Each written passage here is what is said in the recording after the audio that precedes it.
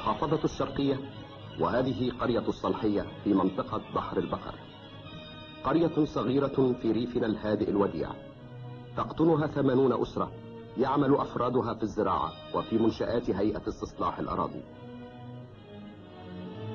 وتمثل القرية حياة الريف المصري في كل صورها، في العمل حيث تتعاون المرأة والرجل على الإنتاج، وفي الإيمان بالقيم الشريفة في الحياة، وفي الزحف المتواصل نحو التقدم والنهوض. وفي صباح 8 إبريل اختار العدو الصهيوني هذه القرية الآمنة لتكون هدفا من أهدافه الإجرامية، فأغار على مدرسة القرية وعلى ورشة ملاصقة تابعة لهيئة استصلاح الأراضي تعمل في إصلاح الآلات الزراعية.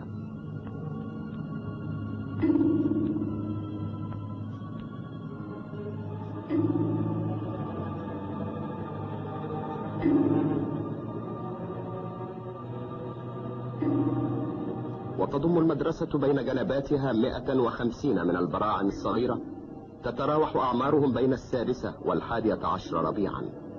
فجأة انهالت عليهم صواريخ الطائرات، طائرات الفانتوم التي قدمتها الإمبريالية الأمريكية سلاحا لقهر عزيمة الشعب المصري.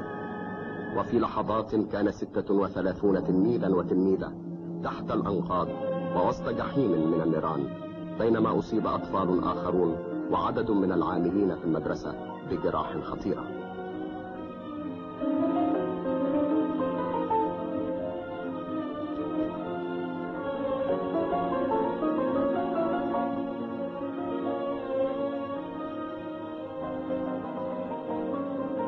وفي مستشفى الحسينية قام الأطباء بإسعاف الصغار وإجراء العمليات الجراحية ونقل الدم لإنقاذ حياتهم.